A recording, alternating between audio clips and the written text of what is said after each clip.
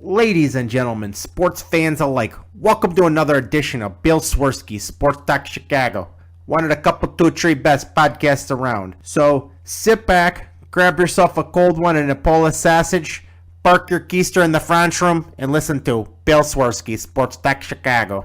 In Chicago, you know that all sports rock. The Bears, Hawks, Bulls, Cubs, and Sox. Pick your favorite, you can choose. As long as the Packers lose. For everything you need to know, it's Bill Swerski, Sports Talk Chicago. Bill Swerski, Sports Talk Chicago.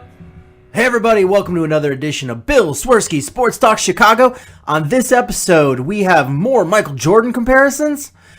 We've got the Jekyll and Hyde Chicago Bulls, the Blackhawks getting back on winning track, and Lance Briggs heads back to school. But first, I'd like to thank our sponsor, the Rockford Ice Hogs. If you're not familiar with the Rockford Ice Hogs, they are the AHL minor league team of the Chicago Blackhawks. Get to see the Chicago Blackhawks Stars of Tomorrow today at a family-friendly price. Only 90 minutes from the city limits in Rockford, Illinois at the BMO Harris Bank Center. Check out the Rockford Ice Hogs. Upcoming games with some cool giveaways. Wednesday, January 27th at 7 p.m. It's Zamboni Bank giveaway. And then again on Friday, January 29th against the Chicago Wolves is Sock Monkey giveaway night. So family-friendly prices, affordable for the whole family. Check them out at icehogs.com. Tell them Swerski Sports sent you.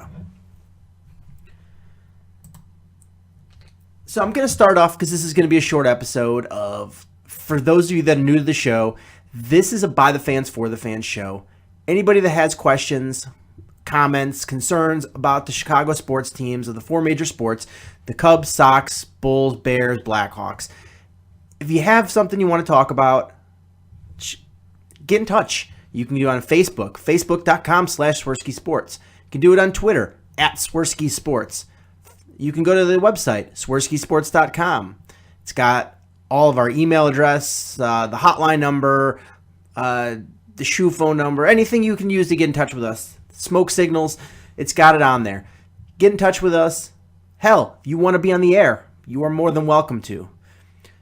Anyway, we're by the fans for the fans show. If you listen to a lot of the national sports shows, they don't talk about your teams that often, unless it's something negative. And if you listen to the local shows, they hate their fans. We are different. We just want to talk sports. Everybody's opinion is valid. Maybe I don't agree with you. Maybe you don't agree with me. I'm the one with the microphone, but I'm more than willing to share it with you. So if you get in touch with me, I will make sure that your comment is on the air one way or another. And if you enjoy the show, make sure you pass it on to your friends. Let them know about it. Make sure you subscribe, whether it be on iTunes, Stitcher, YouTube, however you're listening, make sure you subscribe. Give us 5 stars, leave comments. Always appreciated. I'm going to start off with, I think, the Bulls, because I want to talk about some of these Michael Jordan comparisons. So first, it was ever since Jordan retired, there's been these endless streams of Michael Jordan comparisons.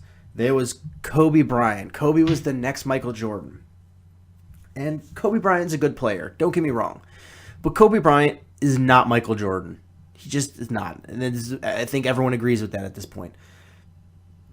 And then LeBron James. Oh, LeBron James is better than Michael Jordan. Well, guess what? LeBron had to go to a team where it had 2 other superstars and get a superstar-laden team put together like a boy band of basketball. They had to get them put together to win 2 titles. They won 2. Michael Jordan's got 6. And LeBron James he's getting to the point where he is at the end of his peak era, his prime. He's getting towards the end of that. I mean, he's going to get to the point where he's going to start getting nagging injuries, and he's going to get a major injury at some point. And he's already at a point where there's several teams that he can't overcome. He can't beat. I mean, when he was with the Miami Heat for those several years, they were the juggernaut that everyone tried to beat. But right now, It's the San Antonio Spurs and it's the Golden State Warriors. And if somehow, some way, those two teams don't win, you've still got some fantastic teams like the Oklahoma City Thunder that can still beat the Cleveland Cavaliers. And as we saw last night, is the Bulls kicked the crap out of Cleveland. So Cleveland is not all that it's cracked up to be, and LeBron James is at the end of his era of being the anointed one. And what happens is when these comparisons about Michael Jordan, they don't come from people that were around during the Jordan era. They come from these snot-nosed little booger eaters, internet trolls, that they didn't see the greatness that was Michael Jordan. They didn't see that. They didn't see how many great superstars he prevented from ever winning a title. I mean, Patrick Ewing, great player, couldn't win a title because of Michael Jordan. Reggie Miller, Karl Malone. There's so many. John Stockton, Charles Barkley. There's so many great players that are Hall of Fame players that couldn't get NBA titles no matter how good their team was because they went up against Michael Jordan. And the only reason Hakeem Olajuwon was able to do it is because Michael Jordan retired for those 2 seasons. If he didn't, that would have been an 8-peat, and Hakeem Olajuwon would have never won those titles either. And don't get me wrong, I would have loved to have seen those matchups because Hakeem was pretty tough in those days. It would have been a really, really great matchup to watch those Bulls teams versus the Rockets teams. But these snot-nosed little booger eaters, they're like, I've never seen Michael Jordan, but I've seen Kobe Bryant and LeBron James, and they are so good. That's my typing noise. And they don't know. And granted, these guys, they're absolutely talented. But Michael Jordan was just absolutely ruthless. There was no way he was going to let you win. He was the most competitive man ever. He was just absolutely ridiculous. LeBron cries so much, and Kobe doesn't have that killer instinct like Jordan does. Jordan wouldn't just put the knife in your back. He would get another knife and put it in your back too, and he would keep going until you were just down for the count. You couldn't come back from Michael Jordan. He never let off the accelerator. That's just the difference. But now you've got to the point where people are comparing the Steph Curry and the Golden State Warriors to the Bulls championship eras. And I don't care. I don't care if they have the better record than the Bulls did that year. The Bulls would have dismantled them. It was a different era. And this Golden State team is super finesse. They, run. And everything is a foul. You breathe too hard, foul. Foul. They would have got beaten up. Dennis Rodman would shut everybody down. I don't care how good Steph Curry is Scottie Pippen would have shut him down. They couldn't have run like that with Michael Jordan-led team. And don't get me wrong, this Golden State Warrior is a fantastic team. This is just an epic team. But they've won 1 title in a row. They've won 1 title in a row. Let's see what happens in this year. Because Golden State Warriors are good, but San Antonio Spurs are right there with them. So if you can't even get a 2-peat, then don't even start talking about, being one of the best teams ever, regardless of what your record is this season. And,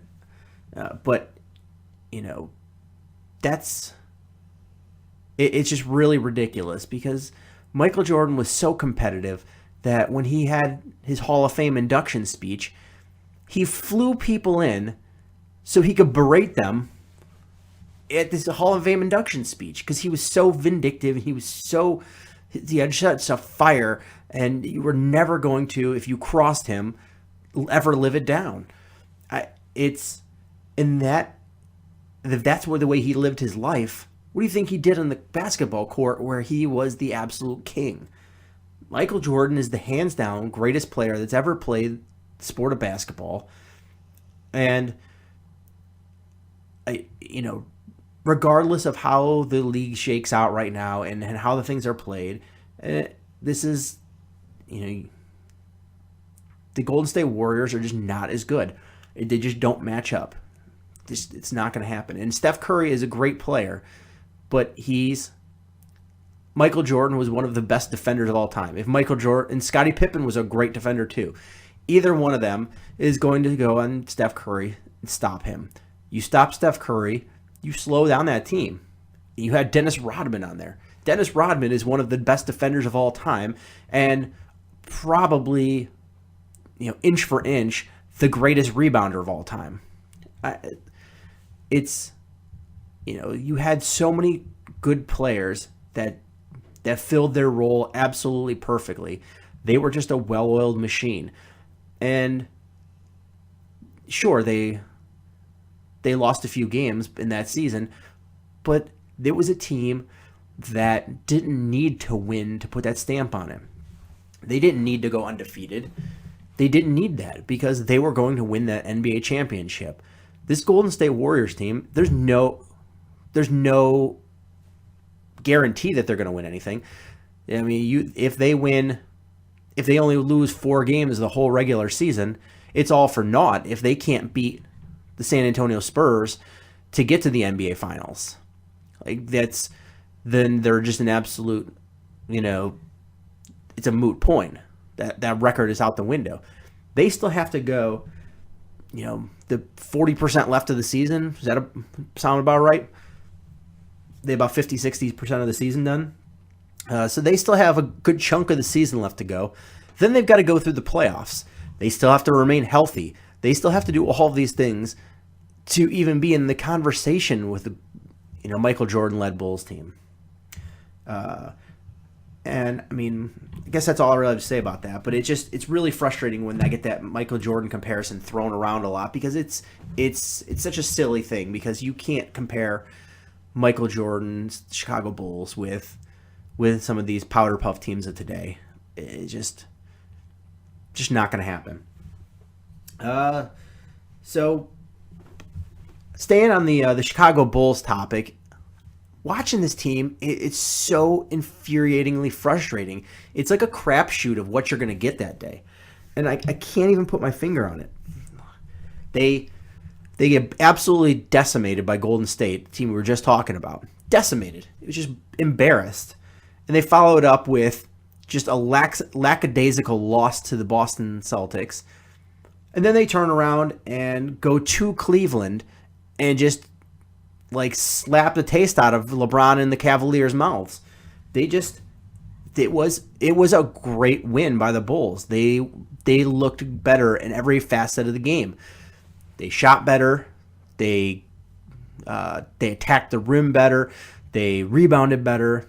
Turned the ball over. It was just a great team win. Everybody looked good.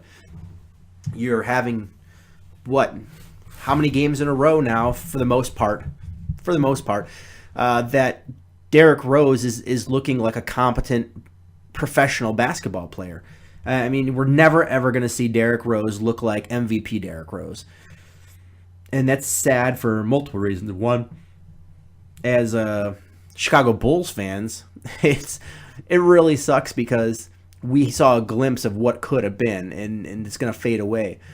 But on the other hand, you're going to have younger fans that are going to watch his team, and people are going to talk about Derrick Rose and he won an MVP, and you really have to sit down and explain to him what the circumstances were that the guy blew both knees out and missed how many seasons in a row and lost all the spring in his step. It's something you're going to have to explain to the younger kids or people that are new to basketball fandom. But he's starting to turn it around and be a competent player. I mean, just look at what he did against the Cavaliers. He just took it to the hole when he wanted to take it to the hole. It was glimpses of what he used to be. Earlier in the season, he sort of looked like a shell of his old self. At least now he's looking like a older, slower version of himself rather than a shell. Paul Gasol looking good, and the team played well. So it's so hard to explain because one night they can look absolutely great and then turn it around like against the 76ers and have to go to overtime with a heroic effort by Jimmy Butler to beat the worst team possibly in NBA history. I mean, it's so difficult to explain, and you wonder what's going on behind the scenes. And I mean, sure, there's probably some bad blood overflowing, but I don't know what's going on. Is Hoiberg getting heat from John Paxson? Or is Hoiberg just turning on the heat himself and raining hellfire on these players? I don't know what it is. Yeah, earlier in the season, you had Jimmy Butler saying that Hoiberg needs to coach harder. And at some point, you have to say, what more can, quote, coaching harder do? I mean, what does that even mean? It's Hoiberg has set up an offense. He's taught the players the offense. He's taught them what they need to do. They just got to go out there and do it. They're making a lot of money. Paul Gasol is making, $10 million? Rose is making $20 million. Jimmy Butler's making $20 million. Something ungodly. I don't have their numbers in front of me, but they're making a lot of money. Joe's making 14, 15. They're making a lot of money. They should be going out there and playing. No excuses. No, they need to coach me harder. What is this? Is this Little League? They didn't tell me which way to run, first or the third. I didn't know. You're an NBA player. You play this game professionally. Go out there and play. If the offense isn't working, that's your coach's fault. Your team defense sucks. Coach's fault. But if the players aren't doing what they're supposed to be doing, that's the players' fault. And the players need to take responsibility. And this team is one that, at the end of the day, if they don't perform this year, and this is a wide open conference for them, the Eastern Conference is wide open. And they've proved that they can beat every single team in this conference. So if they don't at least go to the Eastern Conference Final, and I'm saying at least, I feel like this team is they're going to blow it up. Gasol is going to be gone. Rose is playing well enough and is close enough to the end of his contract where you could trade him if you want to. Joakim Noah is gone. You could trade other pieces. It's you just got to blow this team up and start from scratch and rebuild around Jimmy Butler and Bobby Portis. Yeah, because if you can't win with the team you have, they make too much money and they're too old to continue on the path that they're on. And there's a lot of big men out there. This is going to be a deep free agency class. If that's the way you feel, that's what you have to do.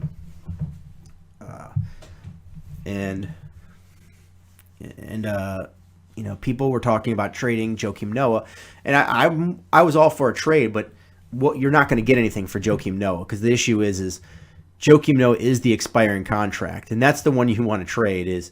So what are you going to get for an expiring contract? And he's hurt now, so you're not even going to be able to trade him anyway. It's I don't expect the Bulls to really make a trade at this point. It would have been a difficult situation anyway because the Bulls aren't known for making these rash big changes. So I didn't really expect a lot out of that, but it would be nice because I think the Bulls are really missing a good wing player that could help this team out. And moving a big man would have been nice to allow Bobby Portis some more minutes. Oh, Crazy Eyes, he needs to be out there and he needs to see some substantial minutes. But now that Joe is hurt, he's getting those minutes. So this team, it's going to be interesting to see how they respond to those two bad losses. The bad loss by the sheer just dominance by the Golden State Warriors, and then the bad loss by sloppy play and poor play against a team like the Boston Celtics that you should be beating? Are they going to respond well? Are they going to feed off of this huge win against Cleveland Cavaliers where they just absolutely dominated them? It's the big question, and nobody knows. Nobody knows what this team is capable of. It's one week you go in and you're lambasting them. The next week you're talking about how good they could be, and it's it's one of these things that it's one week, day by day. I'm gonna pull up the standings right now. I haven't checked them in a few days. Bulls are third. They're third in the conference, behind Toronto and Cleveland, and they beat Toronto and Cleveland. They beat both teams. And if their playoffs were to start today, they would be playing the Indiana Pacers, who I really don't want to see, but it is what it is. But I'm curious to see how far along this is going to go. The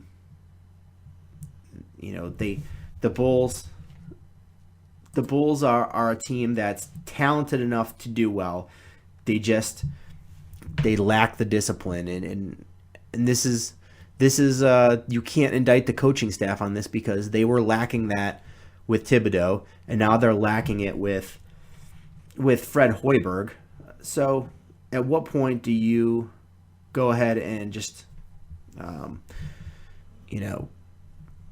blame the players and figure out where the players where the issue is with the players?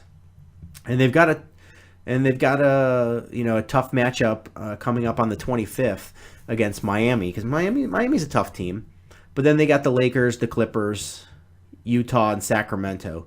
So we'll see what this next stretch of games brings, and if we can have some consistency with this Bulls. I'm fine with them not being good. You can deal with them not being good. You can work on things that if you're not good, but when they're inconsistent, that's when it's frustrating, because you go, where do I go from here? Like I don't know. I don't know how to build off inconsistent. And that's really all I have to say about the Bulls. Let's talk about the Blackhawks quickly. We all knew about the 12-game winning streak. The Blackhawks just looked fantastic and really put a pad on their lead in the division. But then they came into the stretch where they played 4 games in 5 nights, or 5 games in 6 nights, something ridiculous.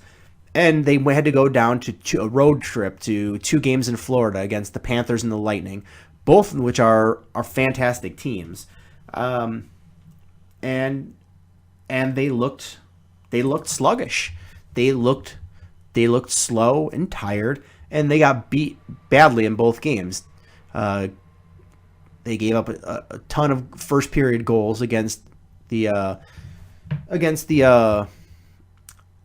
Florida Panthers, and they just couldn't recover from there. And against the Lightning, they just looked slow, and they couldn't get shots, and they played most of the game in the other team's offensive zone. On their defensive zone, it was a rough 2 games to watch. And I heard some panicking on Twitter and Facebook and some other forums, but I just don't understand, because if you're watching these games, it's clear that they've just got dead legs and they're tired. It's really hard to maintain playing this capacity when you're a team that's playing this many games in a row. It's Florida's a very good team. I mean, they've got 61 points right now. They're first place in the Atlantic and the Eastern Conference. The Blackhawks now, with today's win, they have 70 points, and they're right up there with the league leaders.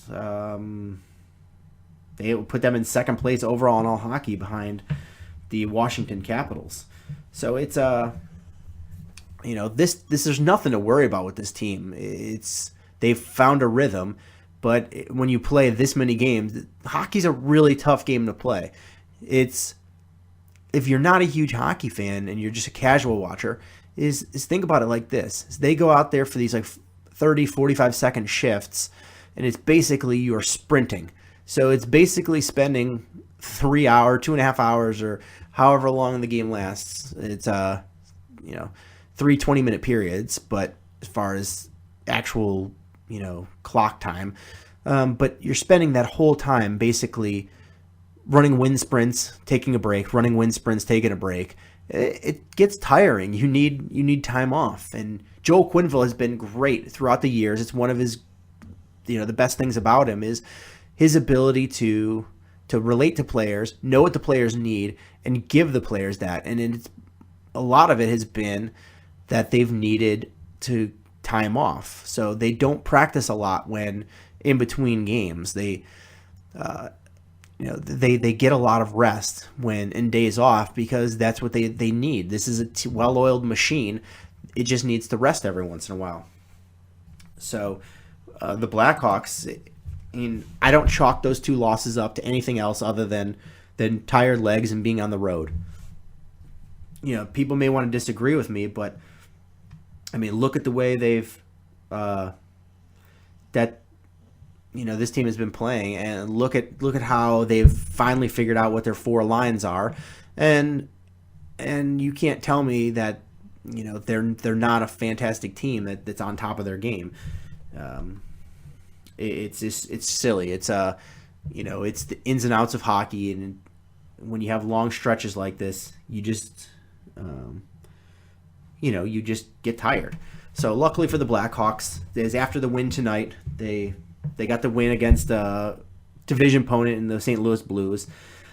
Then the 26th, which is Tuesday, they go to Carolina, and then they've got several days off, and they don't play again until February 2nd, Colorado. So they've got the nice break in there for the All-Star game, and that's going to be huge. A lot of people are upset with how few Blackhawks there are in this game, and it's a fan vote. It's John Scott as a captain. Who cares? It doesn't matter. Let the players. I would much rather have the Blackhawks players get some well-deserved rest and be able to hit the second half of the season running or skating, because that's what matters. It doesn't matter if you win an All-Star game. It matters if you win that Stanley Cup. We want to keep it here in Chicago. And going to the business side of things it's basically really tough to keep a winning program going. As I'm sure you've seen if you've watched hockey for a few years, or any sport really with a salary cap, it's when you're good, your players want more money because they've helped you be good. And you either have to pay those guys or replace them with cheaper, younger players. And that's the problem, is it's really hard to find cheap, young replacement talent when you're giving up star players or really good role players. And the Blackhawks have had a lot of turnover since their first cup win with this era. The first cup win in this era in 2010. They've had so much turnover.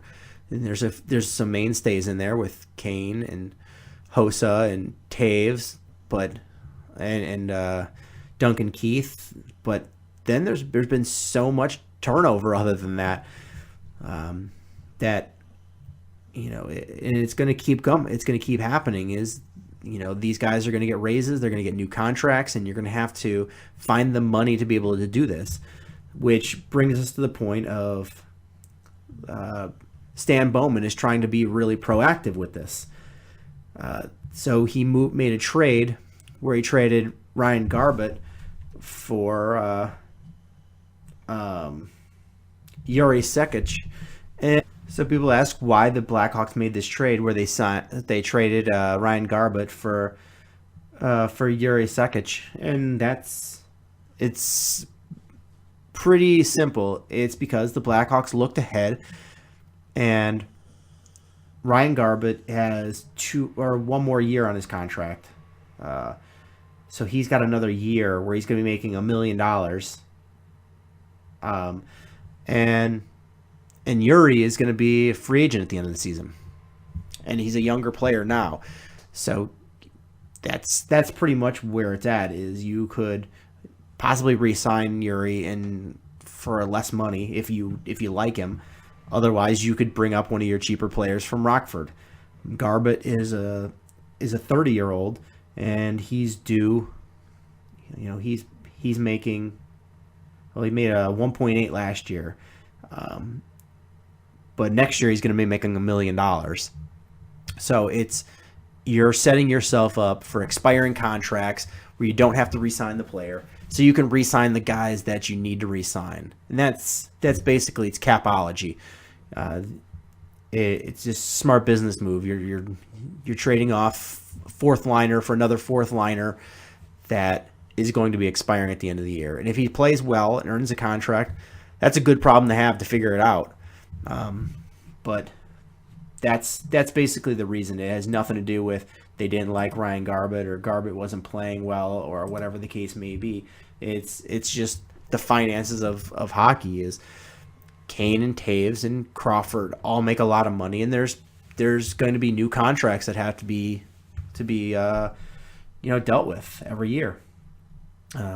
So Yuri Sekic, he moves onto the rotating fourth line with Dennis Rasmussen and Richard Panik, and they've been plugging along there. You still got the top three lines that are playing well with the Andrew Shaw, Taves, and Hossa line, and then you've got Panarin, Nisimov, Kane, which has been a stellar line, and the Deneau, Desjardins, and Teravainen line, the three center line. And the great thing about that fourth line is if Andrew Shaw falters, is they've got two new guys that they haven't tried from that first line to see how they go. So you could try Yuri Sekic and Richard Panik on that line and see how that goes. But this Blackhawks team, it's if you watch them tonight after they had a night off and a day to rest and regroup and get their legs under them, they come back to the United Center and they just dismantle the St. Louis Blues and looked pretty good tonight. Skated well, kept St. Wis on their heels, and that's really what you expect from the Blackhawks. And St. Louis is a good team. I mean, St. Louis is they were right on the heels of the Blackhawks. Going into this game, they were only 4 points behind them. Different win, and they're one win behind the Blackhawks. So it was a big win, a big nice win, and the Blackhawks are back on this winning streak, and we should see from there. But it'll be nice for them to get this All-Star break in, because it's gonna be nice to have the rest, and these guys deserve it. Crawford just got his 7th shutout of the season, which is, I haven't pulled up the stats, but it's got to be one of the league leaders. He's got to be right up there with the league leaders, if not the league leader. And that's a ton for him. I can't think of any other season where he's had more than like 3 or 4 shutouts in a season. He's not known for his shutouts, but you have Crow getting his 7th shutout of the season, and he's looking phenomenal. Like, you have to start considering him for, as one of the elite goalies in this game. But that's about it for the Blackhawks. One more thing I want to talk about with Chicago sports is we had another issue with Lance Briggs. Lance Briggs, if you remember a few years ago, they found his Lamborghini crashed on the Kennedy, and it was abandoned, and never really any explanation for it. And then now his Porsche was found slammed into a bartending school in downtown, and he was nowhere to be found. And all he's saying is, I took an Uber home. I wasn't driving, I took an Uber home. You weren't driving after you crashed because you took an Uber after you crashed. But this guy, I mean, there was no cameras around on the Kennedy when he crashed it, but I'm sure there's going to be cameras that they find that figure out what the hell happened and how he's crashing this car all the time. Lance Briggs, you need to get your crap together. Seriously. And the one last thing I want to talk about in this episode, and I know this is quick, but there's really nothing going on in baseball. The Bears are in a dormant phase, and we're headed into the All-Star breaks of the basketball and hockey. So there's really not a ton to talk about this week. But one last thing I want to go through is, if you are a fan of the show and you've been listening for a while, the way this show started wasn't about Chicago sports per se. It was about the NFL draft. The NFL draft is like Christmas to me. It's great. I love it so much. And I love being able to scout players. So what I like to do is every year I sit down and every week I pick a position and I watch game film of a bunch of the top players at that position, and I watch a lot of game film and I try to break down those players for you, of their strengths, their weaknesses, and some thoughts I have about them. And as we get closer to the draft, I'll start doing my mock for the Bears and what I think they can do to get the best players available and really try to retool this team and help them get to the playoffs. And when I say this, I watch these. I'm not watching highlight reels, because highlight reels they show you the best of the player. What I do is I watch actual game film. So I watch every single play that player played in a game, and I watch several games from the season. So I see every little thing that they do. If they take a play off and don't make a block, I see it. So I'm really watching for everything they do. And that's a lot different than watching a highlight reel where you just see them at their best and their brightest. I look for the flaws, because you really want to be able to know what you're getting. And I'm really proud to say is I love where the Bears organization is going, because I understand where they're going. And of the 6 Bears draft picks last year, I mocked 5 of them to the Bears, and I was really happy with all 5 of them coming out. And I thought they were good picks at the right time, and I really agreed with what they were doing. So hopefully we can carry that over this year. This is going to be the first week, we are going to be doing running backs. Next week, I'm planning to do wide receivers. So running backs this week, wide receivers next week. I'm going to start with Ezekiel Elliott out of Ohio State.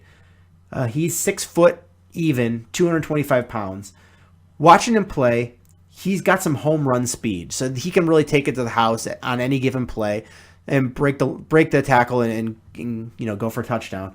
He's an exceptional blocker, both in the pocket and down the field. So he's just a blocking machine. It's really, really great to see a running back that's capable of doing that right out of the college level. He's got good vision in the holes, fluid running moves, and he's a very willing blocker. So there's guys out there that are good at blocking, but they take a lot of plays off and don't go down the field and block. And I'll talk about some of those guys later. But Ezekiel Elliott he's throwing blocks left and right, even if he's not running the ball. If it's quarterback option, a quarterback keeper, they have another running back in there, and he doesn't care. He's going down there and blocking, and that's great to see. But watching him play, he lacks huge leg power. So he's at the next level. He's not going to be able to move the pile. He goes down. He can catch the ball, but he's not a great route runner. Is that important for your team? That's individual team scheme kind of thing. But I have to note that he's not a great route runner. It's not always that important for running backs, but some teams it is. So Ezekiel Elliott really seemingly can do everything as far as a running back position, but I'm not really in love with him. He takes too many backwards runs where if there's a hole that's blocked or somebody breaks through the line, he's running backwards rather than trying to hit another hole or going around or going through. He's going backwards, and in the NFL, that's really not going to fly. He puts the ball in peril sometimes, so he's a little bit loose with the ball. He gets away with it in college, but that's really not going to fly in the pros. And he can't really drive a pile forward. I think he's going to be a solid running back in the pros, but I don't know if I put enough stock into him to make him a high draft pick. And that's the way of the league anyway, is running backs don't get drafted that high anymore. So for the most part, every year you'll have a Todd Gurley type player where they drafted high, but I don't see Ezekiel Elliott being worth that high of a draft pick in my book. Next up, I've got Derrick Henry out of Alabama, 6'3", 250 pounds. This guy is an ogre. He's huge. Pros, he's a giant for running back. He's got home run speed, which is really impressive considering the size of the man. He will run right through an arm tackles, and for a big man, he's got some fairly soft hands. But the cons against him, he's a giant for a running back. I have that as a pro and a con. He's a poor blocker, which is really sad considering how big of a man he is. And the thing about him is he's a bad blocker, and in this list of running backs, there's people that are bad blockers because they don't try. They just kind of half-heartedly throw their hands at somebody. Derrick Henry is clearly trying to be a good blocker. He's just not very good at it, and he's going to have to be better if he's going to be successful in the NFL. He takes a few strikes. He takes a few strides to build up his speed. So if you hit him early, right after he gets the ball, he goes down much easier. But if you let him, get 3, 4, 5 strides on him, he's a tough man to bring down. So he's got to build up that momentum, and that's in the NFL. I don't know if he's going to have that much space to be able to get that momentum built up. And the other thing is he's a half strider. I can't tell you if that's good or bad, but he's not a full strider. Derrick Henry really has the potential to be fantastic, but he needs to work hard between now and his first NFL game. He needs to get stronger upper body strength. For such a big man, he needs better upper body strength, and he needs to work on his blocking. Alabama's offensive line was so good. It's hard to get a good look at his moves in the hole because the holes were 8 miles long. You could have driven a car through them. And he just, used his power and speed to burst right through any arm tackles that were there. So I see why scouts are a little hesitant about him, but he's got so much talent, and he's such a bruising guy. Next up is Alex Collins out of Arkansas. He's 5'11", 215. Pros, he's got good speed. He's got really good hole vision. He's got great moves in the hole, including a nice stutter step, and he's an adequate blocker. Not great, not perfect, he's just okay.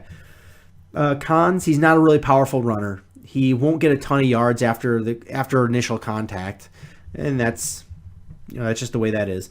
I wish I saw more of him in pass catching capabilities.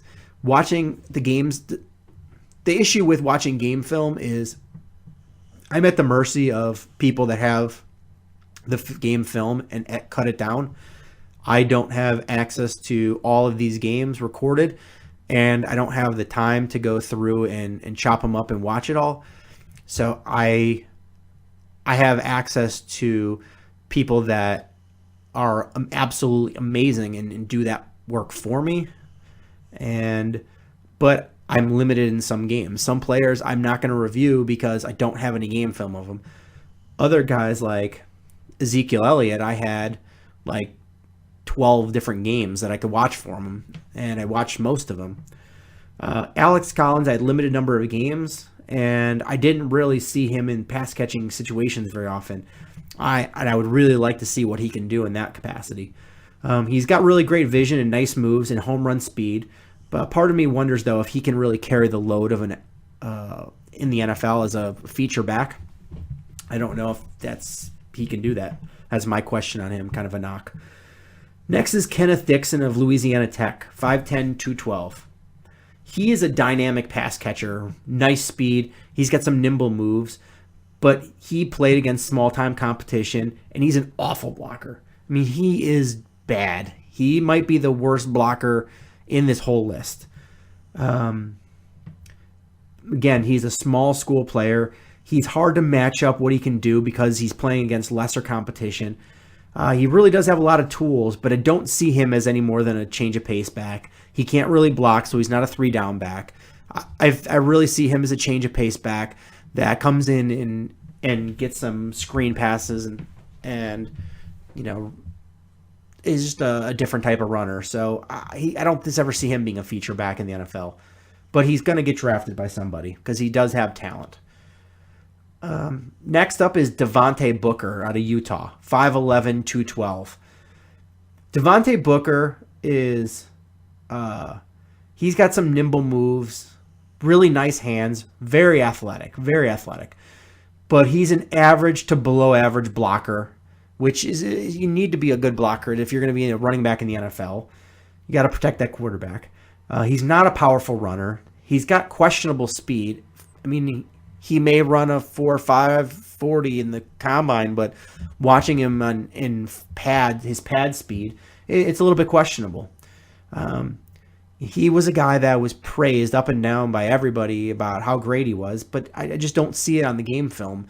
His stats weren't that great despite being on a really highly ranked team with a potent offense. And he gets a lot of critical praise, and I don't know if he quite deserves it. Is he a bad back? Oh, absolutely not. But is he the guy that gets all this, that should be getting all this credit? I don't think so. I don't think he's worthy of all that. Next up is Kenyon Drake, another Alabama product. 6'1", 210. This guy is lightning fast. 4.4 speed, versatile, part of a winning program. It's got all the tools. The cons is he's not a particularly good running back. He runs all crazy legged. He looks like some, out of the 1950s with these gangly legs flying around. And he carries the ball in a really precarious way. I say he wasn't a good running back because he's with Derrick Henry on your team. He's your feature back. He's the Heisman Trophy winner. He's your feature back. They utilize Kenyon Drake more of a wide out and for sweeps and things like that, where he could use his speed. I think that's going to be where his forte is in the NFL. Is he can play wide receiver. He could be, maybe some sort of H back. He's going to have to be something where they use his abilities in a dynamic way rather than just putting him at running back, because he's not that good of a running back. Next up is my favorite running back of the running backs I've reviewed. He's my favorite. It's Paul Perkins out of UCLA, 5'11", 198. This guy's like a little bowling ball. Really tough to wrap up. He reminds me of, now, I'm going to throw a name out there, and I don't want people to be like, you can't be saying that he's like this guy because that guy's in the Hall of Fame. He is a poor man's Emmitt Smith, and I say that in the style of what he does is he's going to utilize his blockers really well. He's got really good vision, and he's a similar style runner. He's not Emmitt Smith. He's nowhere close to Emmitt Smith, but he utilizes a similar style to Emmitt Smith. He's got some really nimble moves. He lacks home run speed, though, and he was really, in my opinion, poorly utilized at UCLA. I didn't like the way they used him. They decoyed a lot, didn't give him a lot of pass options, didn't run him enough. I thought UCLA could have done a lot better with utilizing him, and he's not a great blocker. But I really like Paul Perkins. I think he could be a feature back in the NFL. He has some work to do to get to be a feature back, but he utilizes his blockers well and has nice moves and is a really tough runner. I love Paul Perkins. Next up is another back out of Arkansas, and that's Jonathan Williams, 6', 223. He's got really nice speed, nifty moves at the line of scrimmage. Not as many miles on him because he split the carries a lot at Arkansas. And he's got a ton of open field shake and bake. He's going to make somebody look stupid out there. But the cons is he dances way too much at the line of scrimmage. When he gets there, he wants to dance to find an opening. And that's at the next level, he's really going to have to hit the hole hard. And he just is not that kind of guy. And sometimes, you just really need to hit that hole. And he's an average to below average blocker, and that's going to have to improve at the NFL level. I think he's got the skills to be a good NFL running back, but he's really going to have to work hard and correct a lot of things. And finally, the last guy I'm going to review is C.J. Prosise from Notre Dame, 6', 220. He's got the speed to get to the outside. He's got lots of speed. He's a featured back that carried the Notre Dame offense because of how many quarterbacks they've gone down, but he carried that offense for a powerhouse team. But he The cons are most of his runs in the games I watched were outside runs. He's not running it up the middle, and in the NFL, you're not going to be able to sweep on the outside and do a lot of plays like that. You're going to have to be able to run between those tough up the gut gaps. He has some drops as a pass catcher, and he's just an average blocker. I question if he has the toughness to run up the gut and really hit those A gaps. A lot of outside and edge rushes. That's the kind of his forte. I don't see him as being a high draft pick or being a great pickup. Maybe somebody picks him up to be a change of pace type back, but I don't see him as a featured back. That's the running backs that I've focused on. If you guys have a running back that you want me to look at, it doesn't have to be now. If maybe right before the draft or something, you're like, oh man, I wish they would have looked at Taylor from Florida. Let me know. I'll go back and look at guys. I love doing this. So it's just there's several hundred players in here, and I have to take X number of players because it's all I can get in my time. But if you guys have a specific guy in mind, I will add him to the list. That's not a problem. It just if I don't draw a line, I'll be here. I'll lose my job because I'll just be sitting here all day watching game film. It's what I did all day this yesterday. But that's really going to wrap up what we're doing. And like I said, is next week I'll do wide receivers, and probably around Valentine's Day, I'll start doing a mock draft of the Bears and play around a little bit with what I think are our value picks in each round. So thank you guys so much for listening. I'm sorry I'm losing my voice. I've been fighting a cold for like a better part of a week. But thank you guys so much for listening, and until next time, bear down. Cubs win! What a lucky break! The good Lord wants the Cubs to win! We thank Ditka and God for all they have provided. Cubs win! Cubs win! Cubs win! Oh, I don't want her, you can have her, she's a Packer fan. She can't fit in my van. And she looks like number New Yorkers. Smoking crack is not legal on the plains. Bears 31 to -7. The Bears. Oh, when the Bears go bearing down.